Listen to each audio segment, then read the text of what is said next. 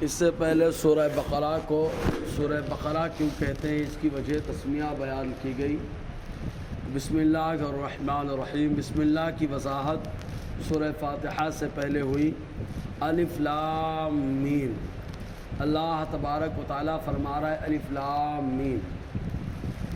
علامہ جلال الدین سیوطی علیہ رحمۃ الرضوان نے الاتقان جو قرآن مقدس کی تفسیر ہے اس کے اندر ارشاد فرمایا کہ اللہ تبارک و تعالیٰ نے سورہ فاتحہ کو جو شروع فرمایا تو الحمدللہ رب العالمین سے، جو بالکل محکم ہے، واضح، ہر کوئی سمجھ لیتا ہے کہ تمام تعریف صرف اللہ تبارک و تعالیٰ کے لیے ہے، لیکن الف لام میم یہ متشابہ اور حروف مقطعات میں سے ہے جو اللہ تبارک و تعالیٰ جن کی سمجھ انہیں عطا فرماتا ہے، جن کے اوپر خاص اللہ کا کرم ہوتا ہے۔ اب یہ حروف مقطعات کیا ہیں، اس سلسلے میں کیا نظریہ ہونا چاہیے، تو یہ متشابہات میں سے ہیں، اور متشابہات کے بارے میں اللہ تعالیٰ سورہ آل عمران کے اندر جو ارشاد فرماتا ہے اس کے خلاصے کے طور پر 3 مذہب سامنے آتے ہیں۔ پہلا مذہب مذہب اسلم ہے۔ مذہب اسلم حروف مقطعات جو شروع میں ہیں اور متشابہات جو ہے، تو ان کے بارے میں یہ نظریہ بندے کا ہونا چاہیے کہ اس کا معنی اور مطلب اللہ تبارک و تعالیٰ اور رسول اللہ صلی اللہ علیہ وسلم ہی بہتر جانتے ہیں، ہم اس کے حق ہونے پر ایمان رکھتے ہیں۔ کبھی کبھی ایسا ہوتا ہے کہ کچھ باتیں ہوتی ہیں جن کو عام بندے نہیں جانتے، لیکن اللہ تبارک و تعالیٰ اپنے مخصوص بندوں، خاص طور سے اپنے محبوب کو اس کا علم عطا فرماتا ہے۔ جیسے کہ تفسیر روح البیان کے اندر آیا کہ جب کاف یا عین صاد یہ 5 حروف پر مشتمل آیت لے کر کہتے جبرائیل حضور صلی اللہ علیہ وسلم کی بارگاہ میں آئے تو جیسے ہی کاف کہا حضور نے فرمایا میں نے جان لیا، اور جیسے ہی کہا یا حضور نے فرمایا ہم نے جان لیا، اور جیسے ہی کہا ہا حضور نے فرمایا ہم نے جان لیا، اور جیسے ہی کہا عین حضور نے فرمایا ہم نے جان لیا، صاد کہا حضور نے فرمایا ہم نے جان لیا۔ جبرائیل نے کہا سرکار آپ نے کیا جانا جو میں نے بھی نہ جانا؟ تو اللہ تبارک و تعالیٰ اپنے محبوب کو خالی اس کا علم عطا فرماتا ہے۔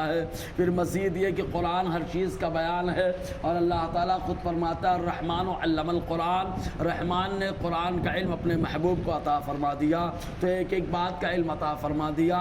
تو مذہب اسلم یہ ہے کہ ان کے بارے میں یہ نظریہ ہو کہ اس کا صحیح مطلب اللہ اور رسول ہی جانے، ہم ان کے حق ہونے پر ایمان رکھتے ہیں۔ اور مذہب سالم یہ ہے کہ ایسا مطلب بتایا جائے کہ جو مطلب نہ قرآن سے ٹکرائے نہ احادیث مصطفیٰ سے ٹکرائے۔ جیسے کہ کچھ لوگوں نے بتایا تو کہا الف سے مراد اللہ بھیجنے والا، اور لام سے مراد جبرائیل لانے والے، اور میم سے مراد مصطفیٰ جان رحمت صلی اللہ علیہ وسلم جن کے پاس قرآن لایا گیا۔ اس طریقے سے کچھ لوگوں نے ایک مطلب بتایا، اور کچھ لوگوں نے اس کا مطلب یہ بتایا کہ الف سے مراد اللہ، لام سے مراد لطیف، اور میم سے مراد اللہ تعالیٰ کی صفت مجید ہے۔ اس طریقے کی وضاحت کی تو یہ مذہب سالم ہے کہ ایسا مطلب بتایا جائے نہ قرآن سے ٹکرائے اور نہ حدیث مصطفیٰ سے ٹکرائے۔ اور تیسرا مذہب مذہب زائغ یعنی فتنہ پروروں کا مذہب جو ہے، اس کا مطلب یہ فتنہ پروروں کا مذہب، ان کا نظریہ یہ ہے کہ ایسا مطلب بتایا جائے جو قرآن اور حدیث کے مخالف ہو۔ سورہ آل عمران میں اللہ تعالیٰ نے تینوں مذہبوں کا ذکر فرمایا۔ بہرکیف حضرت علی کرم اللہ وجہ الکریم ارشاد فرماتے ہیں کہ اللہ تبارک و تعالیٰ نے ہر کتابوں کے اندر اپنی کچھ نہ کچھ راز کی باتیں رکھی ہیں۔ تورات کے اندر بھی راز ہے، زبور اور انجیل کے اندر بھی راز کی باتیں ہیں، قرآن میں بھی اللہ تعالیٰ نے کچھ راز کی باتیں ارشاد فرمائی ہے، اور وہ راز کی باتیں اوائل سورات ہیں، یعنی سورتوں کے شروع میں جو الف لام میم را ہا میم یاسین کاف یا عین صاد نون، یہ سب اللہ تبارک و تعالیٰ کی راز کی باتیں ہیں۔ حضرت علی کرم اللہ وجہ الکریم بیان فرماتے ہیں۔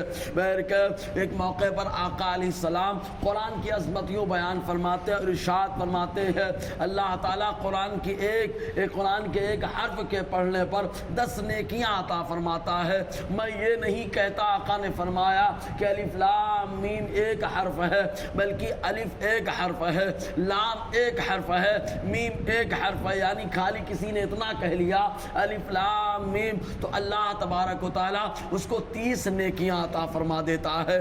بہرکیف ہمارا عقیدہ یہی ہے کہ یہ سب حق ہے اور اللہ تبارک و تعالیٰ نے نازل فرمایا، ہمیں ان کی حقانیت پر ایمان رکھنا ہے۔ انشاءاللہ آگے گفتگو رہے گی۔ اللہ تعالیٰ ہم سب کو فیضان قرآن، برکات قرآن